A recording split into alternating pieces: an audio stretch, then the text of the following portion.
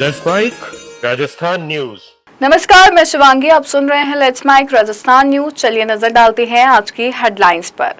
राजस्थान में पंचायत निकाय चुनाव टाइमिंग को लेकर छिड़ा नया विवाद। भाजपा कांग्रेस हुए आमने सामने। गहलोत ने लगाया भाजपा पर आरोप, लोकतंत्र को बताया खतरे में।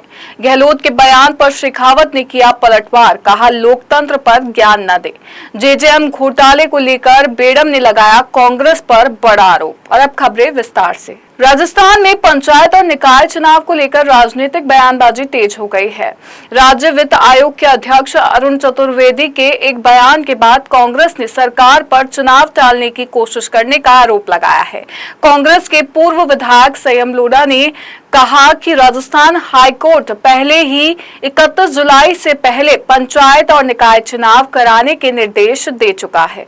उन्होंने आरोप लगाया कि अरुण चतुर्वेदी का बयान न्यायालय की प्रक्रिया में हस्तक्षेप की श्रेणी में आता है।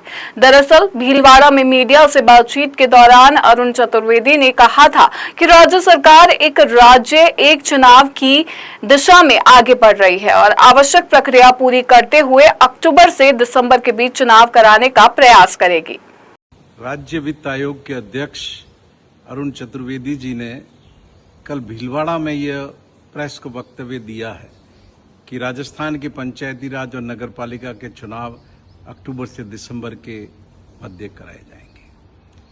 चतुर्वेदी जी, आप एक संवैधानिक पद पर है और आपको ये ज्ञान होना चाहिए कि राजस्थान उच्च न्यायालय के मुख्य न्यायाधीश ने राजस्थान की सरकार और राज्य निर्वाचन आयोग को 31 जुलाई तक चुनाव करवाने के निर्देश दिए हैं। इस बीच में आपका ये वक्तव्य सरकार को प्रवोक करने की कोशिश है कि वो न्यायालय के आदेश की पालना नहीं करे और आपका स्वयं का वक्तव्य भी न्यायालय की आदेश की प्रक्रिया में एक हस्तक्षेप है जो अवमानना की श्रेणी में आता है।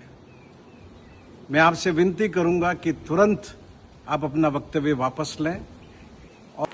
राजस्थान के पूर्व मुख्यमंत्री अशोक गहलोत ने भाजपा पर निशाना साधते हुए कहा कि देश में लोकतंत्र और संविधान के लिए चिंताजनक माहौल बना हुआ है। उन्होंने आरोप लगाया कि सत्ता पक्ष धार्मिक ध्रुवीकरण की राजनीति कर रहा है और सभी वर्गों को समान प्रतिनिधित्व नहीं दे रहा। गहलोत ने कहा कि यदि आज पूर्व प्रधानमंत्री इंदिरा गांधी जैसी मजबूत नेता होती तो भाजपा जैसी पार्टी पर प्रतिबंध लगाने तक का फैसला कर सकती थी। उन्होंने चुनावों में धर्म के इस्तेमाल और लोकतांत्रिक संस्थाओं की भूमिका को लेकर भी सवाल उठाए। वो मुख्तार अब्बास नकवी बेचारे बोलते थे लंबे अरसे तक, क्या प्यारी करते थे, शानदार बीजेपी की शाहनवाज खान मंत्री थे, सबको घर में डाल दिया। अरे जिसकी सोच ये हो हिंदूवादियों को हिंदुत्व वालों को भड़काओ और राज करो, और इंदिरा गांधी जैसी नेता होती ना तो ऐसी पार्टी में बैन लगा देती वो बीजेपी सरकार।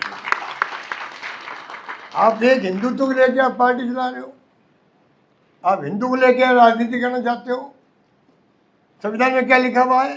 शपथ संविधान के लिए आपने, शपथ संविधान के लिए आपने, उसमें सभी धर्मों का, सभी जातियों का, सभी वर्गों का सम्मान करने की बात है। आप धर्म के नाम पर राजनीति नहीं कर सकते हो। राजस्थान के पूर्व मुख्यमंत्री अशोक गहलोत के लोकतंत्र खतरे में है वाले बयान पर केंद्रीय मंत्री गजेंद्र सिंह शेखावत ने तीखा जवाब दिया है। शेखावत ने कहा कि जो लोग वर्षों तक सत्ता में रहे और लोकतांत्रिक संस्थाओं का राजनीतिक इस्तेमाल करते रहे, उन्हें लोकतंत्र पर उपदेश देने का कोई नैतिक अधिकार नहीं है। उन्होंने कहा कि देश में लोकतंत्र मजबूत है और जनता बार बार अपने मानव अधिकार से इसका प्रमाण दे रही है। ये जो लोकतंत्र की दुहाई दे रहे हैं, मैं कल देख रहा था यहाँ के कांग्रेस के नेता ट्वीट करके कह रहे थे, वो वीडियो जारी करके कह रहे थे कि लोकतंत्र खतरे में। वो कह रहे थे कि जो है मीडिया पर अपनी आवाज उठाने पर, मीडिया पर अपनी बात को उठाने पर जो है प्रतिबंध लगा दिया गया है। वो कह रहे थे कि ये शर्म का विषय। मुझे लगता है कि अपनी पार्टी के इतिहास और कुनबे के इतिहास को भूल गए। जिन लोगों ने मीडिया पर प्रतिबंध लगाया, जिन्होंने न्यायपालिका की कलम पर रोक लगाई, जिन्होंने लोगों की आवाज़ का गला घोटा, वो आज इस बात को कह रहे हैं। गहलोत साहब की ये मानसिकता जो है उनके कुनबे की मानसिकता, उनके कांग्रेस पार्टी के कुनबे की मानसिकता दिखाती है वो मानसिकता प्रदर्शित करती है कि इंदिरा गांधी होती तो भारतीय जनता पार्टी पर प्रतिबंध लगा देती। वो सपने का समय रह गया है। अब भारतीय जनता पार्टी देश की नहीं दुनिया की सबसे बड़ी पॉलिटिकल पार्टी है, और जो अप्रासंगिक हो गए और लगातार अप्रासंगिक होते जा रहे हैं वो इस तरह की बातें करते हैं। खिसियाई हुई जो है वो बिल्लियां खंबा नोचती हैं, वो ये काम। करौली में गृह राज्य मंत्री जवाहर सिंह बेड़म ने पूर्ववर्ती कांग्रेस सरकार पर निशाना साधा। उन्होंने आरोप लगाया कि जल जीवन मिशन में 900 करोड़ रुपए के कथित घोटाले का खामियाजा आज जनता भुगत रही है। बेड़म ने कहा कि अनियमितताओं के कारण कई क्षेत्रों में पेयजल योजनाएं प्रभावित हुई है और लोगों को परेशानी का सामना करना पड़ रहा है। ट्रांसफर कर दिया, लेकिन कांग्रेस के शासन में जिस तरह से उस राशि का बंदरबांट हुआ, घोटाले हुए, 900 करोड़ रुपए का घोटाला, जिसमें उनके जलदाय मंत्री थे अभी भी जेल में है। तो मैं समझ सकता हूं कि कोई बीमारी जब बड़ी हो गई हो, भ्रष्टाचार कैंसर की तरह कांग्रेस के राज में व्याप्त हो गया था, तो उसका खामियाजा आम जनता को भोगना पड़ा। अब प्रदेश के मुख्यमंत्री जब भजन लाल शर्मा जी बने तो जल जीवन मिशन की भ्रष्टाचार की फाइल पर कार्रवाई हुई और कई आईएएस अधिकारी, कई इंजीनियर्स और उस समय के मंत्री महोदय अभी जेल में आराम से अपने कार्यों पर प्रायश्चित कर रहे होंगे, क्योंकि पानी जैसी चर्चा जिस पर लोग प्याऊ लगा करके धर्म कमाने का काम करते हैं, उसको भारत सरकार के द्वारा दिए गए पैसे को डकार गए और राजस्थान की जनता उसके लिए परेशानी का सामना कर रही है। जयपुर के जनाना अस्पताल में संविदा नर्सिंग कर्मियों को हटाए जाने के विरोध में कर्मचारियों ने प्रदर्शन किया। प्रदर्शनकारियों ने सरकार और स्वास्थ्य विभाग के खिलाफ नारेबाजी करते हुए सेवा में पुनः बहाली की मांग की। नर्सिंग कर्मियों का कहना है कि अचानक सेवा से हटाए जाने के कारण उनके सामने रोजगार का संकट खड़ा हो गया है। उन्होंने चेतावनी दी कि मांगों पर जल्द सकारात्मक निर्णय नहीं लिया गया तो आंदोलन को और तेज किया जाएगा। जोधपुर के लूणी विधानसभा क्षेत्र के धवा गांव में आयोजित एक कार्यक्रम के दौरान पेयजल संकट का मुद्दा गर्मा गया। कार्यक्रम में मौजूद एक पूर्व सरपंच की पत्नी ने कैबिनेट मंत्री जोगाराम पटेल के सामने क्षेत्र में पानी की समस्या को लेकर नाराजगी जताई। महिला ने गांव में लंबे समय से चल रही पेयजल समस्या का मुद्दा उठाते हुए मंत्री को खरी खोटी सुनाई। इस दौरान कार्यक्रम में कुछ देर के लिए माहौल तनावपूर्ण हो गया।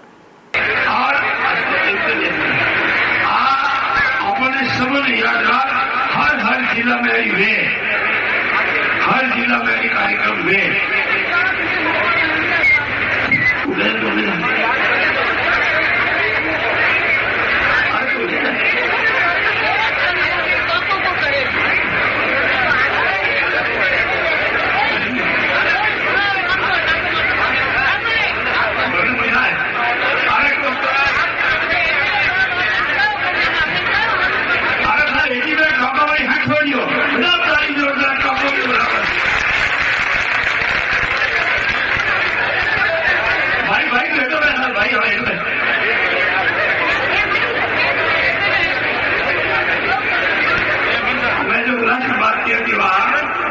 जयपुर के खो नागौरियन अग्निकांड की जांच में नए तथ्य सामने आए हैं। पुलिस के अनुसार विस्फोट वाले दिन सुबह दिल्ली से बारूद और पटाखा बनाने का सामान जयपुर पहुंचा था। बताया जा रहा है कि 4 लोडिंग टेम्पो में लाया गया सामान अवैध पटाखा फैक्ट्रियों में उतारा गया। सामान खाली करने के बाद सभी टेम्पो वापस दिल्ली लौट गए। जांच में सामने आया है कि सबसे ज्यादा बारूद और सामग्री दाऊद नगर स्थित फैक्ट्रियों में उतारी गई थी। मैं शिवांगी, लेट्स माइक स्टूडियो से जुड़े रहिए हमारे साथ। राजस्थान न्यूज में रोज शाम 4 बजे नॉन स्टॉप न्यूज को रेडियो पे सुनने के लिए डाउनलोड करें लेट्स माइक ऐप। नमस्कार। आप सुन रहे थे let's make more than radio. Follow कीजिए हमें हमारे सोशल मीडिया प्लेटफॉर्म्स पर।